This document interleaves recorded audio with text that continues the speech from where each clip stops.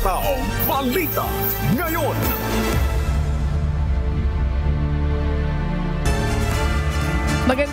Magandang umaga, Luzon, Visayas, Mindanao at sa buong mundo. Oras po natin sa buong kapuluan, alas 5:02 na ng umaga, Philippine Standard Time. Ako po si Annie Rentoy. Ngayon po ay araw ng Huwebes, ika-2 sa buwan ng Oktubre taong 2025. Tayo po ay sabayang napapakinggan sa Radyo La Verdad 1350, ang UNTV Radio. Ako po inyong amigo, Sherwin Kulubong. Good morning sa iyo, amigo. Right now, sakay po ako ng UNTV Radio Mobile Booth na narito po ngayon sa Philcoa, Quezon City. Kamusta po, amigo Sherwin? Yes, Annie, good morning at maayos naman na tayo, awa ng Panginoon, at yung sitwasyon doon sa South Luzon Expressway papunta dito sa ating studio ay naging maayos naman at wala tayong naranasang pag-ulan, wala rin tayong nakita na mga na-aksidenteng mga sasakyan, Annie. That's correct. Salamat naman sa Diyos. Ganoon din po kami dito sa Quezon City. So far, wala po mga pag-ambon. So mag-aabang tayo ng malalaking balita doon po sa naapektuhan ng lindol diyan sa Cebu. Samantala, simulan na natin ang balitaan. Narito ang malalaki at makabuluhang balita ngayong araw.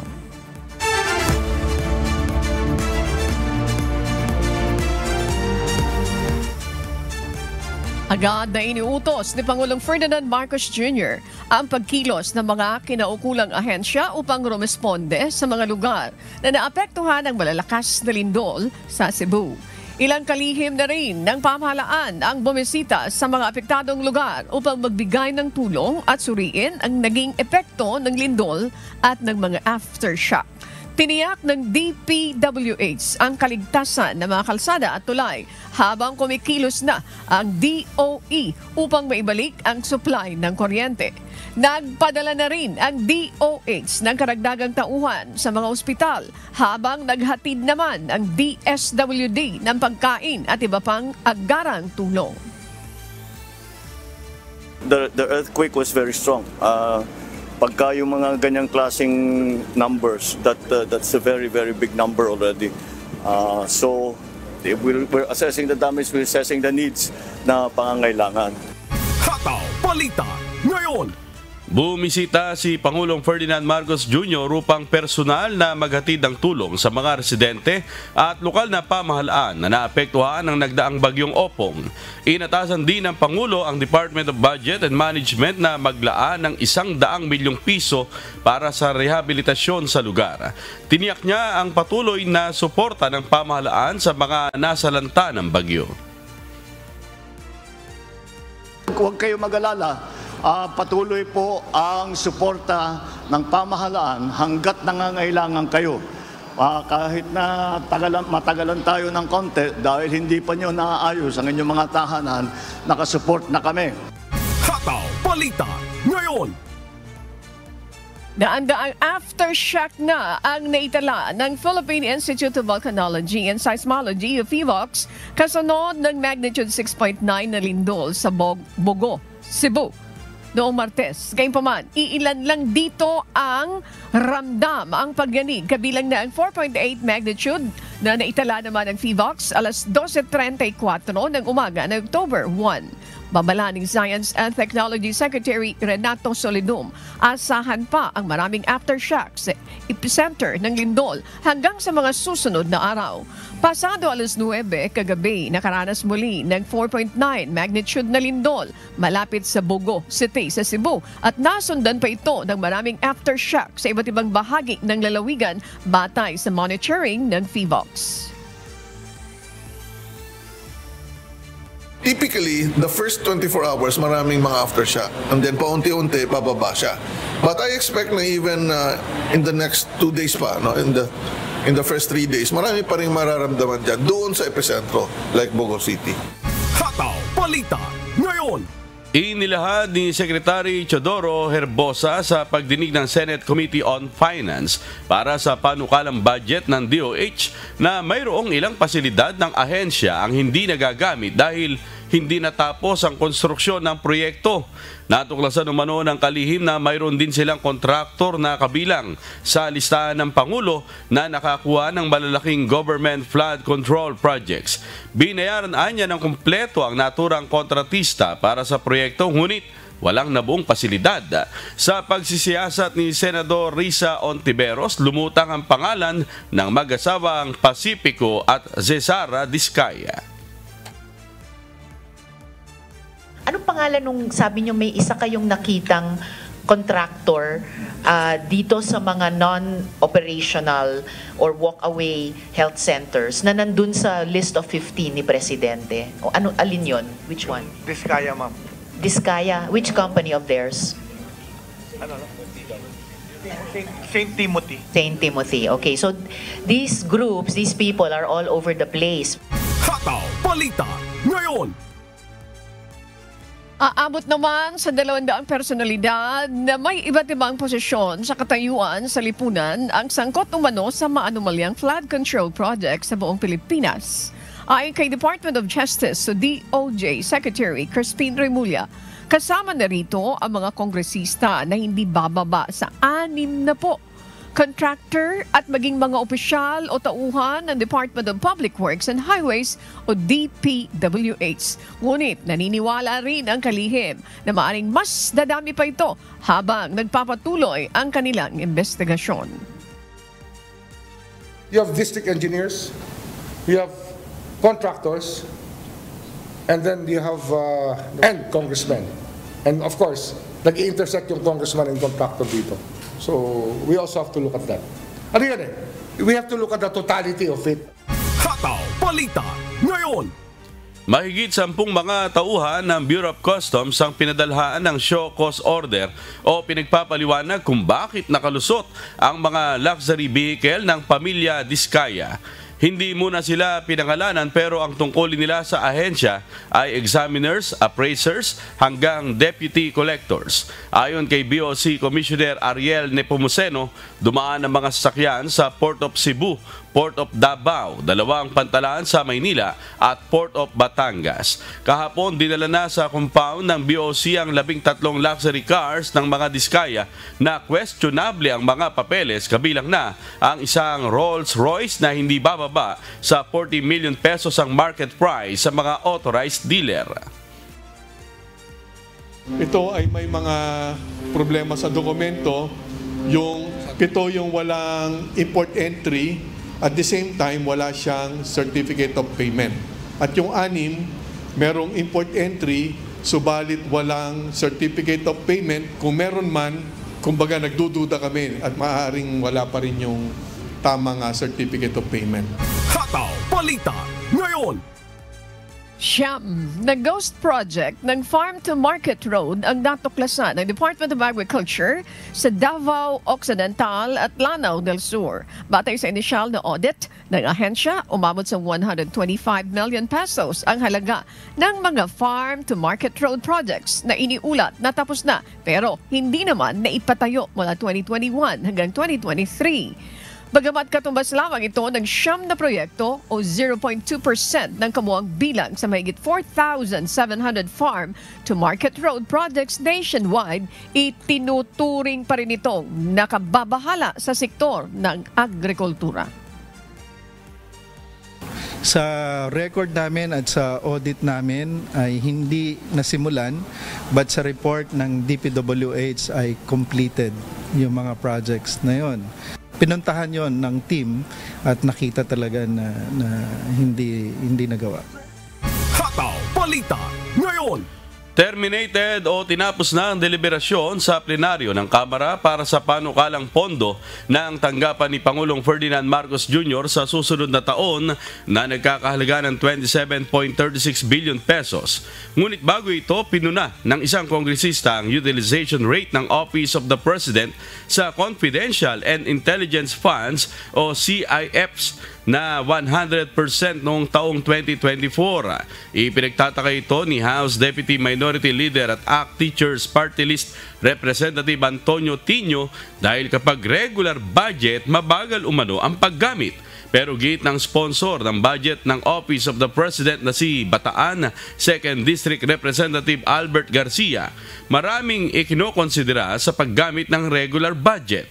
Binigyang din itong isa na ang Office of the President sa may pinakamataas na disbursement rate.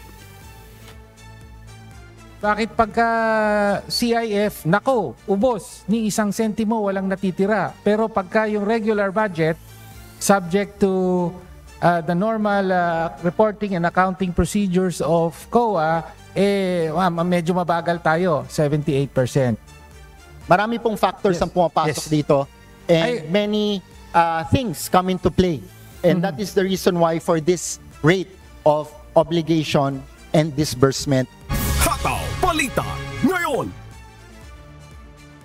Sinuportahan ng mayorya ng Senado kahapon ang resolusyon para sa interim release o pansamantalang pagpapalaya kay former President Rodrigo Roa Duterte. Ito ay sa gitna ng edad at sa kalusugan ng dating Pangulo habang nakadetine sa International Criminal Court. 15 sa mga senador ang bumoto ng yes, habang 3 ang hindi pumabor at 2 naman ang nag-abstain. 4 naman ang hindi nakaboto dahil sa absent o wala sa plenaryo. Hataw Balita ngayon. Hindi sang-ayon si dating Finance Secretary at kasalukuyang Monetary Board member ng Bangko Sentral ng Pilipinas na si Benjamin Diokno sa panukalang i-demonetize o alisin sa sirkulasyon ang 1,000 peso at 500 peso bill bilang hakbang laban sa korupsyon. Ayon kay Diokno, mas mainam na ituon ang gobyerno sa digitalization upang maging mas transparent ang mga transaksyon kaysa sa magastos at magulong proseso ng pagtanggal ng malalaking denominasyon. Kaugnay nito nang iminungkahi kamakailan ng isang dating finance chief na si Cesar Purisima sa isang Facebook post na gawing hanggang 200 piso na lamang ang pinakamalaking perang papel sa sirkulasyon upang mahirapan ang pag-deliver at pagtatago ng malalaking halagang posibleng nagmumula sa korupsyon. To me, that's number one, it's costly, it's messy, and it doesn't make sense. Kung may kasalanan, huwag na natin anuhin yung pera namin. Run after the criminals, the culprits. Bakit pati kung sino-sino sinasama ninyo? Hindi na natin kailangan yan. Meron tayo sa gobyerno na tinatawag na as if doing something. AIDS syndrome, ganon. Ha? Iwasan natin yon. Hataw Balita ngayon. Aapila ang Pilipinas sa hatol na bitay sa isang Filipino domestic worker sa Kuwait matapos makonvict sa kasong pagpatay sa 2 taong gulang na anak ng kanyang amo. Ayon kay Department of Migrant Workers Secretary Hans Leo Kakdak, patuloy ang pakikipag-ugnayan ng mga abogado upang bigyan ito ng matibay na legal defense. Subalit hindi ibinahagi ng kalihim ang mga detalye ng mga pag-uusap sa pagitan ng legal counsel at ng naturang Filipina. We are scheduling a visit to ensure her well-being, and then we will file an appeal. But having said that, I need to, of course, state that we continue to commiserate and send our sympathies to the Kuwaiti family involved and to the Kuwaiti government as well.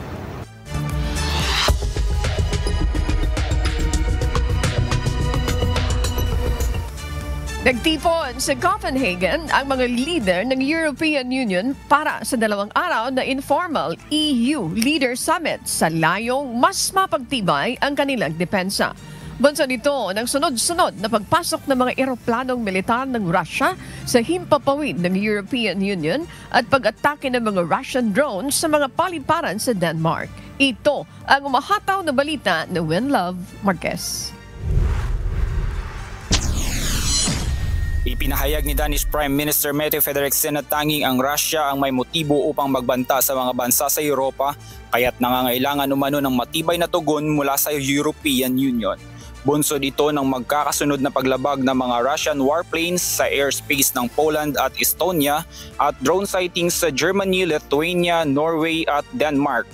Bilang tugon, Nagpahiram ang Sweden ng mga malalakas na radar system sa mga karatig bansa habang magpapadala naman ang Kyiv ng isang misyon sa Denmark upang ibahagi ang kanilang kasanayan sa drone defense. Samantala, isa sa mga pangunahing panukala bilang depensa ay ang pagtatayo ng isang drone wall na isang multi-layered system na may kakayahang tumukoy at wasakin ng mga Russian drones. Pinagtibay rin ng isang plano para sa Eastern Flank Watch, isang hakbang upang palakasin ang depensa ng European Union sa hangganan nito sa dagat, himpapawid at lupa sa silangang bahagi nito.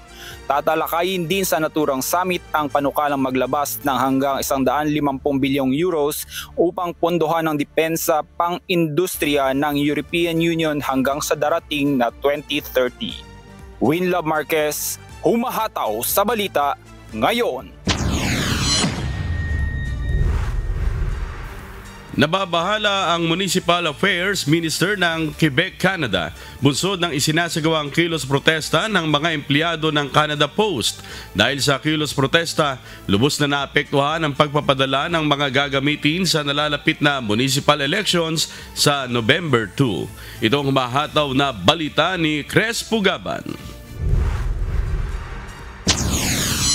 Humiling ng temporary truce ang Municipal Affairs Minister ng Canada upang matiyak na makararating sa itinagdang oras ang lahat ng mga voter information cards. Sa naturang cards, magkukumpirma kung nakaregister nga ba ang botante at malalaman din doon kung saan at kailangan dapat bumoto ang mga ito. Samantala, sinabi ng Elections Quebec na nakikipag-ugnay na ito sa mga munisipalidad upang makahanap ng solusyon dito habang mahigpit namang minomonitor ng Elections Montreal ang sitwasyon. Samantala, sa St. John's, ipinagpaliban na ang municipal elections sa October 8, bunsod ng umano'y isinasagawang strike. Ang mga taga-Quebec naman ang nakatagdang manguna sa isasagawang eleksyon sa November 2. Crespo Gaban, humahataw sa balita ngayon.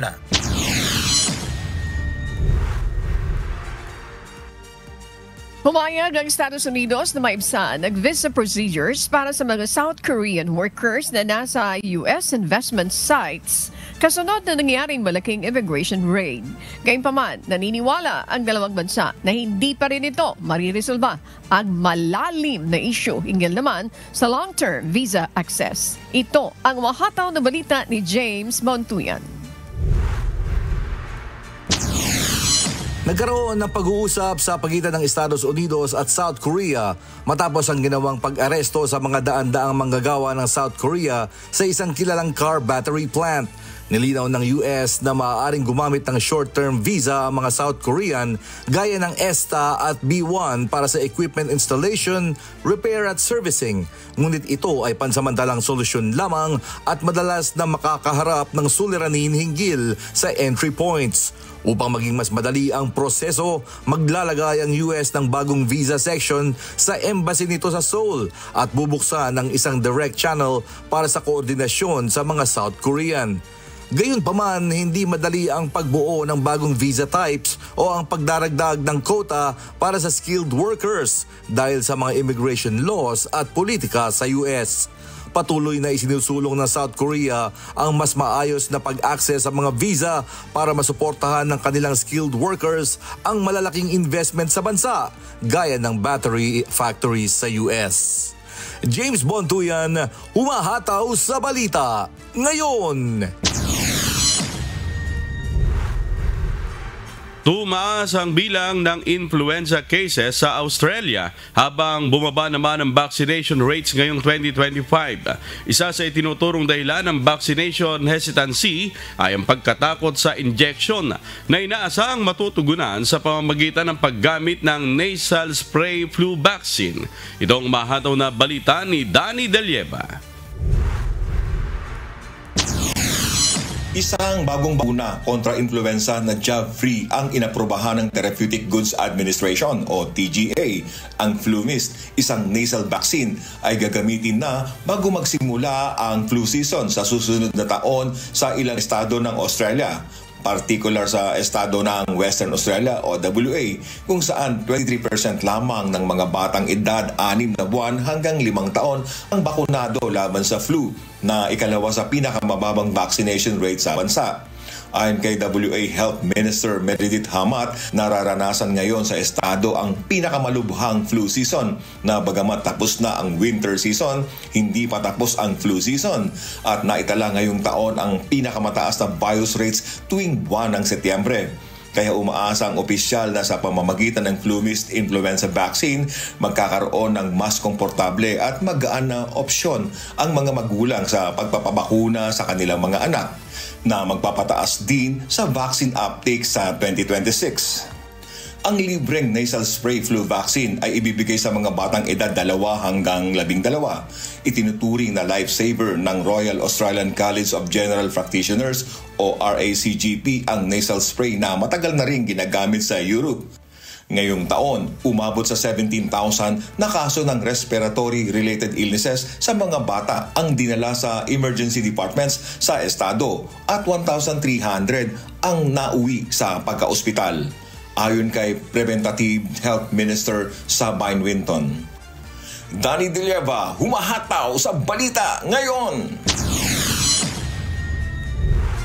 Makakapanayam natin ngayong umaga si Assistant Secretary Irene Dumlao, ang Assistant Secretary for Disaster Response Management and OSEC Concerns ng Department of Social Welfare and Development o DSWD upang pag-usapan ang ginagawang relief operation sa mga lugar na naapektuhan ng lindol. Magandang umaga po sa inyo, Asik Irene. Thank you very much for finding time with us, ma'am. Miss Annie, magandang umaga din po sa lahat ng sumusubaybay ng inyong programa. Maraming salamat. Ang first question natin, Asik Irene, at this point ay gusto po natin mabatid at ganun din yung ating mga kababayan, yung mga ayuda o tulong na naipamahagi po ng DSWD sa mga pamilyang naapektuhan ng lindol sa Visayas region. Particularmente ito pong pinaka-sentro, epicentro po ng lindol, itong Bogo City, at sinasabi din na urbanized itong lugar. At kasama dito sa inabot ng 6.9 ay ang lugar ng San Remigio, Medellin, Tabogon, Tabuelian. Itong mga lugar na ito po, narating na ba ito? Napadalhan na po ba ito ng tulong ng DSWD, Ma'am Irene? Miss Annie, unang-una nais po nating banggitin na alinsunod sa kautusan ng Pangulong Marcos Jr. Natiyakin po natin yung kapanatagan ng kalooban itong mga kababayan natin na naapektuhan nga po ng malakas na lindol. Ang Department of Social Welfare and Development ay tinitiyak po na meron tayong sufficient resources na maaari nating gamitin sa pagpapahatid ng tulong. In fact, kahapon nga po, nagtungo na sa Cebu ang butihing sekretary ng DSWD, si Secretary Rex Gatchalian, upang makita po yung extent ng damage nitong lindol at matukoy natin kung ano yung karampatang tulong na maipapaabot po natin. Of course, sa mga ganitong mga panahon, unang-una talaga is pagkain, mainom na tubig. Kung kaya nga po, nag-provide tayo, may initial na tayo na release na mga 6,800 family food packs. Pauna pa lang po ito na napaabot natin, lalo na dyan sa Bogo. And karagdagan dyan ay yung 2,000 ready-to-eat food packs po natin. Meron tayong mga ready-to-eat food packs sapagkat walang kuryente sa lugar at kinakailangan na may provide tayo na makakain na hindi na kinakailangan pang iluto. So, we released ready-to-eat food packs. In addition to that, Miss Annie, meron din pa tayong mahigit 400,000 na mga family food packs na nakapreposition po sa Visayas Disaster Resource Center na nasa Mandaue City. So ito naman po, nagdi-dispatch tayo dun sa mga lugar na naapektuhan, kagaya dun sa Carmen, sa Remigio. And dahil nga nandun si Secretary Rex Gatchalian, inassure din natin yung mainom na tubig. Kung kaya nga po, nakarating yung ating water tank and water treatment truck. Dumating din kagabi yung ating mobile kitchen mula sa ating opisina sa Cebu, and ito ay nakapag-provide din ng hot meals doon sa mga kababayan po natin dyan sa Bogo. And we will continue to provide this in addition, of course, to the financial assistance that will also be extended doon sa mga nasugatan, doon sa mga pamilya na meron pong mga pumusay na mga kaanak. Okay. Asek, mayroon kayong dineploy na quick response team. Yung quick response team ninyo po, ano yung composition ng quick response team nyo po dito? You made mention a while ago na mayroon na po mga food packs, may mga naka-preposition pa, may tubig, may water treatment, may truck na nandoon, may mobile kitchen. Yung quick response team nyo po, ma'am, na na-deploy na doon, saan po ito located? Ito pong mga lugar na binanggit natin na hardest hit, kasi ito yung tinamaan ng 6.9. Ito po ba ay nararating na sa ngayon, Asik Irene? That's correct, Miss Annie. Yung pong mga quick response teams po natin na de-deploy doon sa iba't ibang mga munisipyo, these are our social workers, our program staff na naka-assign po sa province and in the municipalities. Sila po ay tumutulong hindi lamang po sa pag-validate ng mga pamilya at individual na naapektuhan, but sila din po ang tumutulong sa distribution ng mga food and non-food items. Sila rin po ang tumutulong sa pag-provide ng psychosocial interventions, lalong-lalo na nga po doon sa nakaranas ng trauma or anxiety, bunsod nga po nitong malakas na lindol. Kung matatandaan kasi, Miss Annie, I think I've mentioned this before in some of my interviews, sa bawat lalawigan, meron po munisipyo, meron po tayong mga staff na naka-assigned. Halimbawa lang po yung kasing Pantawid Pamilyang Pilipino program, meron tayong mga municipal leagues, may mga social welfare assistance po kada munisipyo. Meron din po mga ibang program personnel, and then we have satellite offices. Ngayon po itong mga personnel natin, by virtue of a special order, ay nade-deploy din as quick response team members na tumutulong sila kapag may mga kalamidad. So immediately meron po tayong mga na-set up na mga help desk dito sa halimbawa sa Bogo para makapag-assist nga doon sa mga naapektuhan po nating mga kababayan. So they gather information from those affected, and they endorse it to our disaster response team para mabigyan natin ng kaukulang aksyon yung mga pangangailangan po nila. Okay. Alam natin po, Sec, na government interagency response ito. Hindi lang po yung tanggapan ninyo. Ito pong binabanggit nyo na mga ginagawa nyong tulong right now, pag-abot, pagtatatag ng help desk is very important, especially yung ating mga kababayan na may mga kamag-anak na nandito sa Maynila. Gusto nilang malaman ang kalagayan ng kanilang mga mahal sa buhay na nandoon, pero hirap sila dahil wala naman pong kuryente, wala din po silang internet at this point. So yung help desk is very important po. Lalo na yung mga namatayan, kung saan pupunta. Itong pagtatatag nyo ng mga health desk is very important. Ma'am, at this point po ba, mayroon kayong balita kung hindi accessible yung mga daanan? Paano mapapadali yung pagbibigay ng tulong ng DSWD kung may mga daanan na hindi po accessible? Mayroon po ba kayong balita na at this point may mga daanan na hindi pwedeng madaanan because of the earthquake, Asik Irene?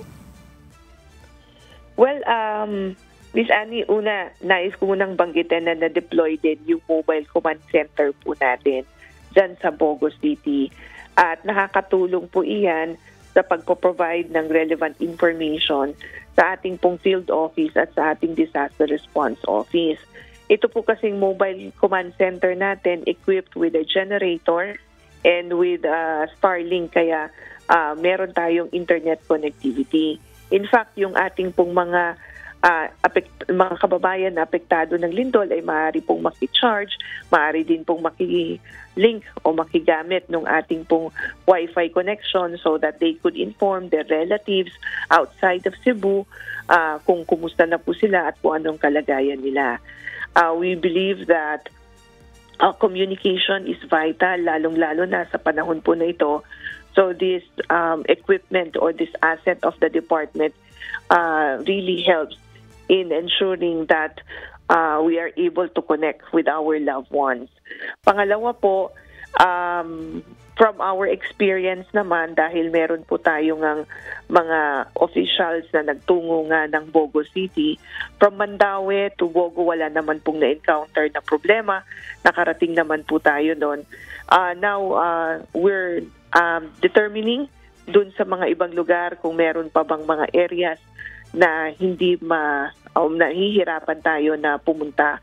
But because we're employing a whole of government approach, Ms. Annie, nakakatiyak po tayo na magagamit natin ang mga assets ng ating pamahalaan to reach out to families and individuals who may have been affected but nasa mga lugar na remote o mahirap pong puntahan so that makapagpaabot po tayo ng tulong. Yun po yung value nung meron tayong coordination with other government agencies dahil nagtutulungan at nagagamit nga po yung mga kagamitan or mga assets, Ms. Annie. Okay. Nice to hear that na mayroon kayong mobile command centers na pwede magamit ng ating mga kababayan. And this is located in Cebu. Doon sa mga kababayan natin, pwede kayong magpunta dyan para magkaroon kayo ng pagkakataon na ma-reach out nyo po yung mga kababayan ninyo, mga mahal sa buhay nyo na hindi nyo po matawagan. Medyo mahirap po yun, Asek, kapag ka nag-aalala ka doon sa mga kamag-anak at wala po silang makuhang mga information. And this is very helpful. Now, mayroon po mga additional questions ang ating amigo Sherwin na nalo sa loob ng studio. Amigo Sherwin, please go ahead with your question kay Asek Irene. Thank you po. Thank you, Annie. At Ma'am Irene, ano po ba yung nakahandang dagdag o may nakahanda bang dagdag na pondo o ayuda ang DSWD kung sakali na tumagal yung epekto po ng sakuna? At kakailanganin pa po ba ng karagdagang suporta ng mga residente? Well, amigo Sherwin, magandang umaga sa iyo. On the part of the department, meron po tayong standby funds and stockpiles. Yung current stockpile po natin at the national level, that's around 2.3 million family food packs po yan. Dito lang sa Visayas Disaster Resource Center, sabi ko nga, we have more than 420 family food packs na nakapreposition. Yan ay ready for disposal para matulungan yung mga kababayan po natin. And in addition to that, every day po napoproduce ng food packs ang ating BDRC, around 18 to 20,000 daily. So makakapag-replenish po agad tayo ng mga goods na nai-release po natin. Pangalawa, I'd like to mention na we have a good coordination with the Department of Budget and Management. So, nafa-facilitate po ng DBM yung pong request namin for replenishment of our quick response fund. So, makakaasa po kayo that we have sufficient resources to ensure that our disaster response operations ay magpapatuloy. At gayon din po, nais kong banggitin na we will also be supporting yung mga kababayan natin na may namatay po na kaanak. We will shoulder the funeral expenses para po doon sa mga namatayan. And then we will also provide financial assistance. Gayon din po sa mga may mga nasugatan na kaanak. We will also help them with their medical expenses. Ngayon, as we enter, of course, the early recovery phase, we're also looking at emergency cash transfer, which is one of the financial assistance being provided by the department to support the recovery and contribute to the restoration of the normal psychosocial functioning of those who have been affected, especially na kinakailangan din po nilang maisaayos yung kanila pong mga tahanan, isaayos din yung kanila pong mga hanap buhay, and buy other stuff, yung mga iba pang mga pangangailangan po nila. So ito po bahagi ng mga interventions na ibabamahagi natin or i-extend dun sa mga kababayan po natin dyan sa Cebu na naapektuhan dito nga pong malakas na lindol. Alright, maraming salamat po, ma'am. Back to you, Annie. Maraming salamat, amigo Sherwin. Asek, idagdag ko lamang po, mayroon bang humihingi sa inyo ng tulong din yung mga disaster response vehicles dahil mayroon mga kailangan dalhin sa hospital? Di ba po, overwhelmed yata yung Bugo Provincial Hospital at kailangan mayroon transfer sa iba pang mga hospital. Mayroon po din ba kayo mga intervention sa katulad nito? And magagabi na naman po, di pa natin alam yung timeline kung kailan may babalik yung supply ng kuryente. Mayroon bang mga temporary shelter na pwedeng mapaglagakan itong o kaya ma-stayhan itong mga affected families? And thank you made mention as early as possible. Mayroon kayong mga intervention na, psychosocial intervention to help affected families and individuals deal with trauma. Doon sa mga pangangailangan po nila ng matitirahan right now. Dahil sa ayaw naman nilang bumalik o natatakot na bumalik because of the sunod-sunod nitong mga aftershocks. Mayroon din po bang nakahanda, Asik Irene, na mga temporary shelter for them? Yung mga tent? Is this available diyan po sa tanggapan po ng DSWD, Asik Irene? Thank you po. Well, on shelter units, we have also tents na ginagamit natin. And we could provide to those local government units na nangangailangan po nito. Now, Miss Annie, alam niyo po kahapon nung nagtungod dyan sa Cebu, si Secretary Rex Gatchalian, kasama po niya yung ibang mga cabinet secretaries like si Secretary Gibo, Secretary Vince, and other CABSECs. And nakita nga po nila yung extent ng damage at nakita rin nila kung ano yung mga pangangailangan pa. So ito po mga nabanggit nyo for additional vehicles, this will be addressed by the concerned agencies. And sabi ko nga, Ms. Annie, it's a whole of government approach that we're employing here. Tinitiyak natin na yung mga pangangailangan po ng mga LGUs, ng mga naapektuhan ay may ma-address, we will be able to immediately address this. And on the part naman of the DSWD, tinitiyak natin na yung mga pangangailangan para sa pagkain, tubig, psychosocial interventions ay maipoprovide po natin. Okay. At this point po, Asik Irene, baka mayroon po kayong mga mensahe na naisiparating na hindi po namin naitanong sa ating mga kababayan, partikularmente sa mga mahal sa buhay nila na nariyan doon sa mga affected areas po nitong earthquake na nangyari diyan sa Cebu. Please go ahead po. Yes, Miss Annie. Unang-una, nagpapasalamat po tayo sa inyong programa at binigyandaan nyo ang DSWD. Makakaasa po ang ating pong mga kababayan na meron po tayong sufficient na resources na magagamit para sila ay matulungan. Matulungan hindi lamang po na matugunan yung mga pangangailangan din po nila, but matulungan din po sila sa kanilang recovery because kami po sa DSWD, we want to prioritize yung pong kanilang pag-rebuild their home, pag-rebuild ng mga tahanan nila, pag-rebuild ng kanila pong mga livelihood at pagbangon nga po nila mula sa epekto ng malakas na lindol. And makakaasa po kayo na nandito po ang inyong pamahalaan para po tulungan kayo at makasama kayo hanggang sa tayo nga po ay makabangon na mula sa naging epekto nito. With that, Miss Annie, tayo po ay nagpapasalamat mulit. Magandang umaga. Okay po. Sa panguna ni Kuya Daniel Rason, kami po ay nagpapasalamat. Once again, we want to express our appreciation for finding time with us. Maraming salamat, Asik Irene Dumlao, ang spokesperson po ng Department of Social Welfare and Development. Magandang umaga and keep safe po, Asik Irene.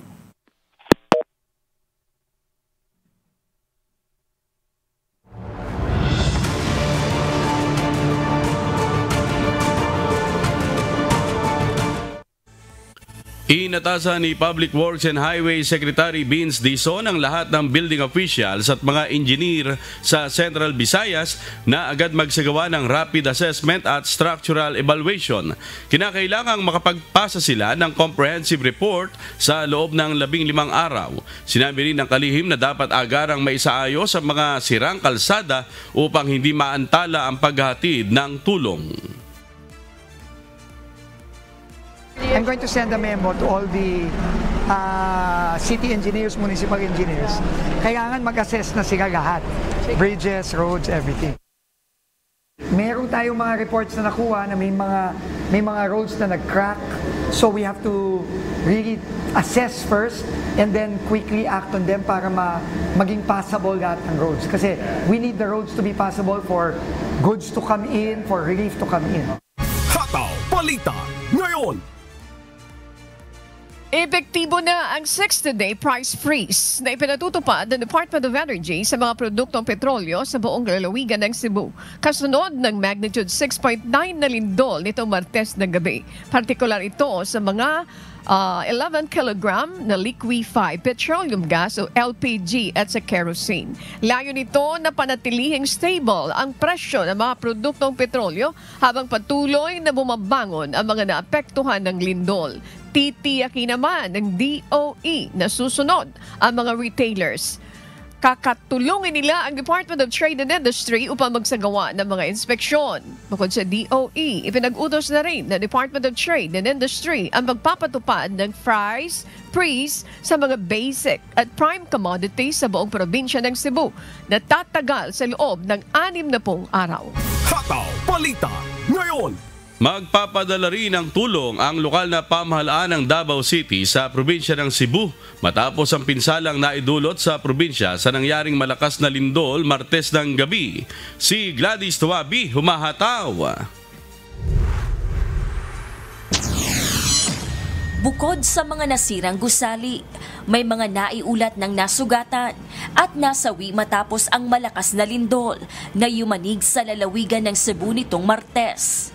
Dahil sa matinding pinsalang idinulot ng lindol, humihingi na ng tulong ang probinsya mula sa mga individual at organisasyon na may kakayahang magbigay ng donasyon, kabilang na ang tubig, pagkain, transportasyon at mga medical volunteer. Ayon sa Information Office ng Davao City, nakahanda na ang lungsod na magpadala ng tulong.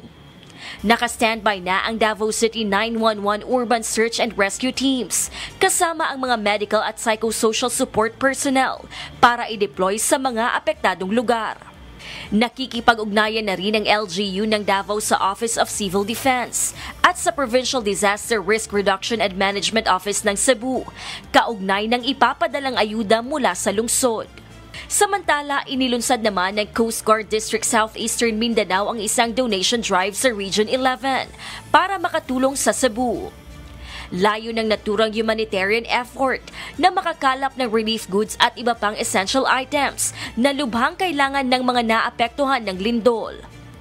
Para sa mga nais magbigay ng tulong, maaaring bumisita sa headquarters ng Coast Guard District Southeastern Mindanao sa Sasa, Davao City o tumawag sa 0953-280-8096.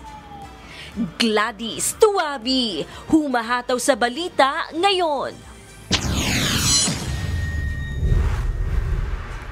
Nagpahayag ng kahandaan ng Estados Unidos at Canada na suportahan ang Pilipinas matapos ang magnitude 6.9 na lindol sa Cebu noong Martes. Sa kanyang X-account, nagpahayag ng pakikiramay si U.S. Ambassador Mary Kay Carlson at tiniyak na nakahanda silang tumulong bilang kaibigan at kaalyado. Nakahanda rin makipag-ugnayan sa gobyerno ng Pilipinas ang Embahada ng Canada para tugunan ang pangangailangan ng mga apektado ng lindol. Nagpaabot na rin ng pakikiramay ang European Union, Embahada ng Germany, Slovenia, Australia at India sa pamilya ng mga nasawi sa lindol. Hataw Balita Ngayon. Muling nagpadala ng mga gamot at medical supplies ang Department of Health sa mga naapektuhan ng lindol sa lalawigan ng Cebu. Nasa higit 933,000 pesos na halaga ng mga gamot at medical supplies ang isinakay kagabi sa C-130 patungong Mactan Cebu International Airport mula sa Villamor Air Base. Nauna nang nag-deploy ang DOH ng 5 Health Emergency Response Team sa Bogo City. Nakaantabi rin ang DOH Philippine Emergency Medical Assistance Team. Hataw Balita Ngayon. Ipinadala na ng Armed Forces of the Philippines o AFP ang assets nito sa mga lugar na naapektuhan ng malakas na lindol sa Cebu. Ayon kay AFP Vice Chief of Staff Lieutenant General Jimmy Larida, nakaantabay ang kanilang air assets na malapit lamang sa Ground Zero para sa agarang pagresponde. Agad na dineploy ng northern part ng Cebu ang tropa ng 525th Combat Engineer Battalion ng Philippine Army kasama ang rescue teams mula sa 505th Search and Rescue Group ng Philippine Air Force. Kasama rin nila ang iba pang uniformed services tulad ng Philippine Coast Guard, Philippine National Police at Bureau of Fire Protection. At nakahanda po yung ating mga search and rescue teams. We have our ships, vehicles, mobility, fixed wing, and rotary wing aircrafts. Nakahanda po yan at ang guidance po is to bring those assets as close as possible to the affected barangays. Of course, safest din, considering din sa sitwasyon. So yan po, handang-handa po ang Armed Forces of the Philippines sa pagtulong sa nangyari po sa mga kababayan natin sa Cebu.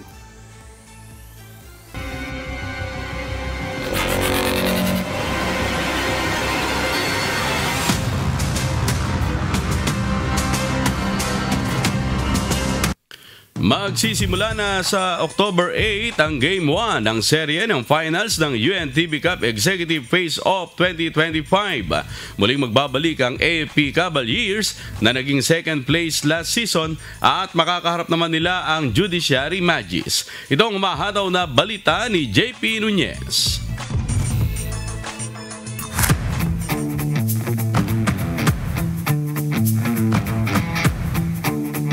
Sa 14 na mga kupunan sa pagsisimula ng UNTV Cup Executive Face-Off 2025, ang AFP Cavaliers at Judiciary Magis ang dalawang kupunan na uusad sa finals. Bagaman mayroong advantage sa liga, hindi magpapakampante ang AFP Cavaliers.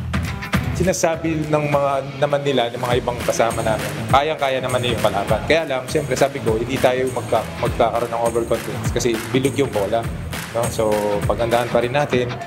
Although, alam ko naman, individually, sa mga player, nakakalamang yung player ko.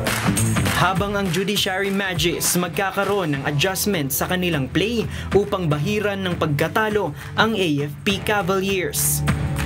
Medyo sila kondisyon kaysa sa amin And then yung mga yung mga turnovers namin masyadong marami para turnover points na napapaspect nila. Kailangan pagdating sa finals, hindi na ganun dapat. Parehong paghahandaan ng dalawang kupunan na masungkit ang championship title at makuha ang mas malaking premyo para sa kanilang chosen beneficiaries. Siguro yung aggressive na nito, yung darating na sa finals, be hungry na mag-champion kami para makuha uli namin yung UNTV na executive. Well, good luck na lang sa Team Judiciary. No? So mga tropa rin naman yan, mga kilala na, matagal na nakakalaro. No? So mga naging kaibigan na rin namin sila. So may the best team win na lang siguro.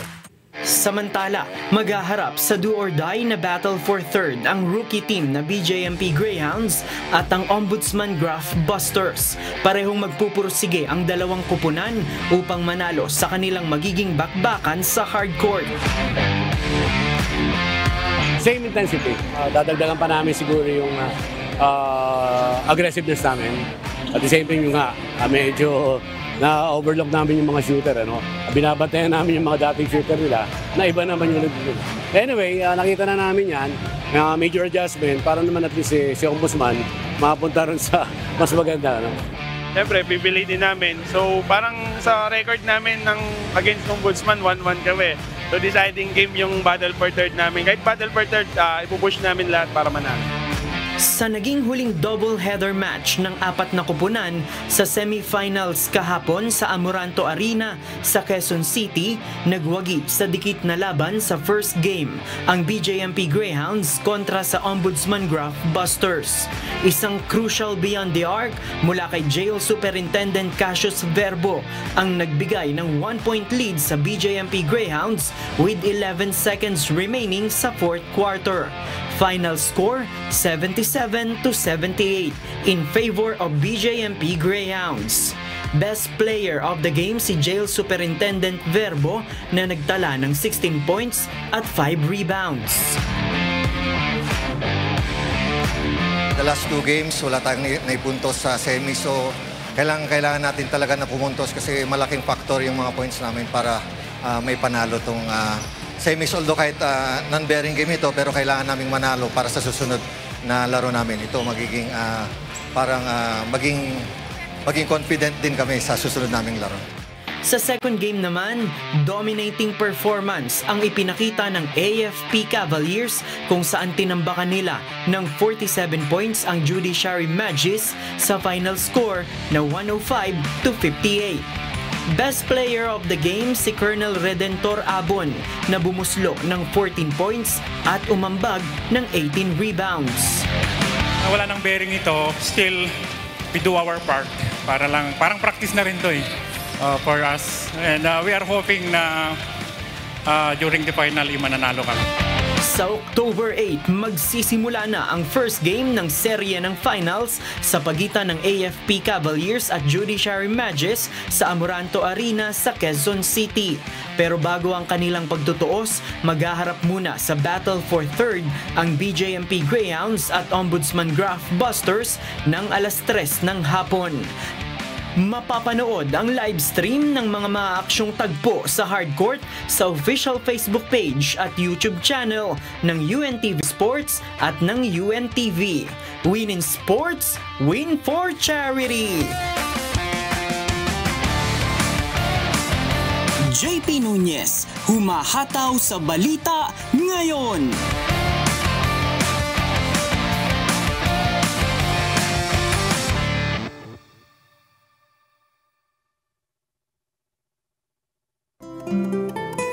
At sa aming ibabahaging mga salita ng Diyos na ating sandigan, mula sa Ezekiel Kapitulo 18, talatang 21 hanggang 22. Ngunit kung ang masama ay humiwalay sa kanyang lahat na kasalanan na kanyang nagawa, at ingatan ang lahat na aking mga palatuntunan, at gumawa ng tapat at matuwid, siya'y walang pagsalang mabubuhay, siya'y hindi mamamatay. Wala sa kanyang mga pagsalangsang na nagawa niya na aalalahanin laban sa kanya. Sa kanyang katwiran na kanyang ginawa ay mabubuhay siya.